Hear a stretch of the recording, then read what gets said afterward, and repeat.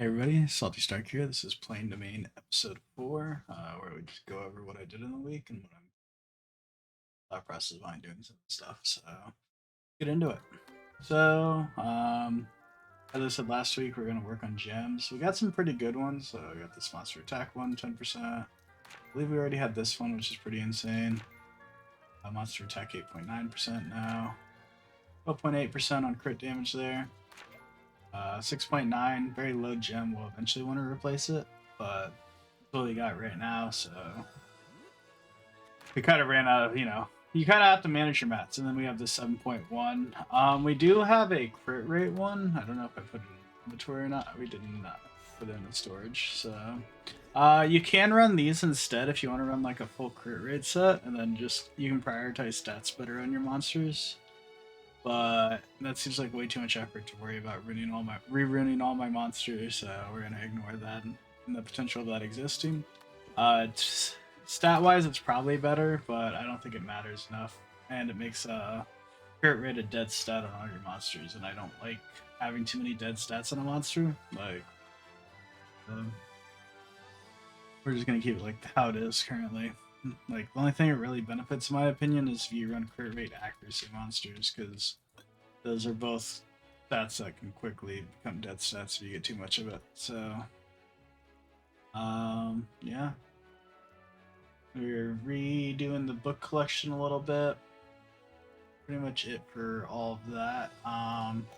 We did do that summoning session, so we're getting there, I'd say. We still need 4 pieces of Annabelle. We can do our galleon, so let's get that done real quick. Then we can actually A15 our Tiana too, so that's really good. As you can see, Breath of Life are going to be the problem, so that's probably what we're going to farm out in the week. I did think about how to farm these out. I recommend at least doing your secret dungeons every week, but if you need to farm out Breath of Life quickly, I highly, especially during these last 2 events, I highly recommend doing this. Is 1 Breath of Life and then 5 scrolls, which all the unknown scrolls. And this is at a 1 Hana. This is at a 1 and 2 rate. Same as this. So it's essentially 45 entries a day. So it's a crazy amount of scrolls.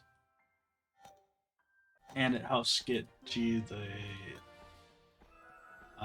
complete the repeat quests. As you can see, I'm already 3 out of 3 out of the day, 14 out of 15 on tomorrow. These do stack, by the way. So like this one, once Monday hits, you only have to refresh the 8 times, and then the 7 that you do through the 7 weekly ones are where you get the 9th one at. And then same with all this kind of stuff. So like the first day I did some Essence Dungeon ones because I ran out of tickets last event since I was doing them for the or the bingo event. But, yeah, all of that stacks. You can also stack the field events if you want to. That way you can skip days. Just make sure that you know they can stack. You do want to skip days, but gold and breathalyzer are definitely going to be the issue here. So as far as units that we want to work on for the week, we just finished the galleon. We're trying to get the 40 pieces on Annabelle. We're really close there. That one's maxed. We're going to try to A15 our Tiana. That'll make it really good. Chiwu, we're not close on. The monkey, we're kind of close on. We have it at 14 right now, but it's not necessarily a priority in my opinion. Just because, like, we still have to wait for that rune, and there's other units that came up. Right now, our top 2 units that we want to work on are Kumar and Delphoy, actually. Delphoy is essentially the Cleef counter, in my opinion. Being the fact that it has a 3 mana immunity, and as long as you run double immunity against Cleef, it's really hard for Cleef to deal with it if they don't bring double Stripper. So, the reason for this is if we go over to Cleef real quick. That's right. It's me. No problem. Cleef actually does the most damage in the game, but all of his damage is intentional. Basically, he has to damage on this on his link skill, and all of them have a something that determines how he does the damage. So naturally he does this much damage. And then on top of that, if he does do the link skill, charges the mace with the power to deal damage to the boundary so that's in the area. Does it have a auto cast option on this one? Link skill is activated if Cleave has shield. So he uses this ability and gets the shield, and then goes into this one. He'll have it. At least I believe this is the one good. Yeah, this one gives the shield. So if he just does those back to back, he gives the shield there. Another. It's not on this one. Thankfully, I don't think it's on his secondaries, but like for example, his fire one. If he the enemy is under a CC effect, he uses fire blow one time, so he provokes essentially or stuns with this ability. This one actually has two of them too, so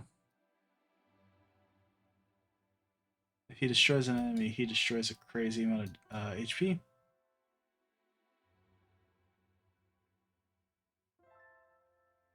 Actually, okay. So, the first attack deals greater damage. Link skill is activated if Cleave defeats an enemy. So if he defeats an enemy, he'll use the second skill. If he defeats an enemy again, he'll use the third skill or the third one. And as you can see, that quickly stacks up damage-wise. So you don't want to get hit by that. Essentially using the same ability 3 times. And then here you can see if it's CC'd, he'll do the crazy amount of damage dealt up when it's attacking a creature, airborne and unrecoverable. So that's basically why it's very important to have immunity, though, is a lot of these skill 2s run off that and rely heavily on that. So you can't get CC'd if you're immune. The light one, for example, this blinds. He does nothing unless there's a blinded target. Then he does a crazy amount of damage on the light one. It's the same way with pretty much all of them. Except water one, obviously most water cleaves run the frozen armor. The fire one, a lot of cleaves I think like to run this, but I don't think there's a point. I'm pretty sure most of them like to run the double attack just because of the amount of damage it does. But so just keep that in mind whenever you're trying to build against the strongest unit or the strongest summoners in the game, because obviously that kind of is how people judge how to do stuff. Like right now, if we go to the ranking system, we have a 1, 2, 3, 4. Top 4 is cleaves. Then we have 2 RBOs, another cleave. Free to play Kina, by the way. Kina is the best summoner right now. I think Thevlin would actually be rank 1 if he wasn't completely free to play. He just can't. The game's set up currently to where you can't get enough points if you are in the or if you're free to play to get first. So I feel kind of bad for him for that, but hopefully we give enough feedback we can get that fixed. I kind of agree that, you know, a ranking system shouldn't be dependent on a paywall. So but yeah, so as you can see, a lot of the top players right now are cleaves, especially in like the mid set and stuff like that. And that's the best way to counter cleaves, in my opinion, is just to do immunity. So we're gonna be working on that. And then silence itself is just a really strong ability, so that's why I work on a Kumar. So that's my thought processes behind those. Then we'll probably work on Soha after that, just because we have the pieces to do Soha pretty much. Unfortunately, I messed up something, and when I was rolling, I accidentally used 9 Soha pieces, so we're at to 91 out of 100, or 91 out of 100 now. We might also work on our Camilla. They're very important, but where this one's gonna be a slow pick because I don't want to use too many double when I can just use pieces like this. So especially because my towers are now pretty much at where they can be at the moment. Like I can get an upgrade here and there every once in a while through guild requests, but not like having a hard level this stuff at the moment. So, but yeah. This week we're pretty much gonna just be working on awakenings, but now let's get into the brass tacks of how powerful the new stones I actually got were, right? So that's what we care about in terms of, you know, I am confident. how much You more have an do they eye do? for talent.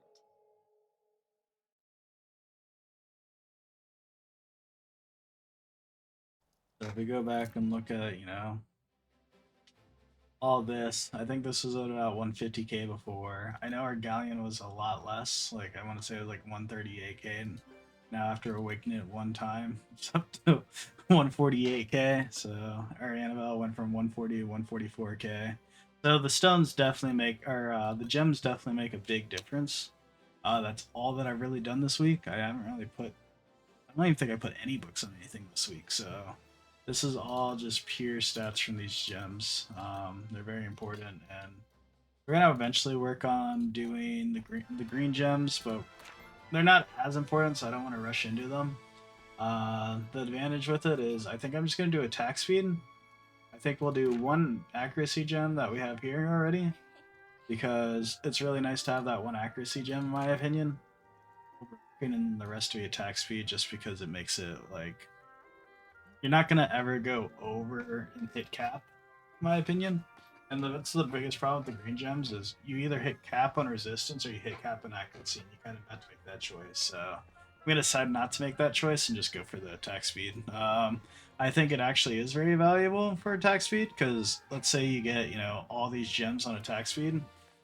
If you're attacking, let's say you go from 100 attack speed to 1.3 attack speed, you're attacking a third of the time faster than your opponent at that point. Especially, I think attack speed does have a fall off at like 230, as I was saying before.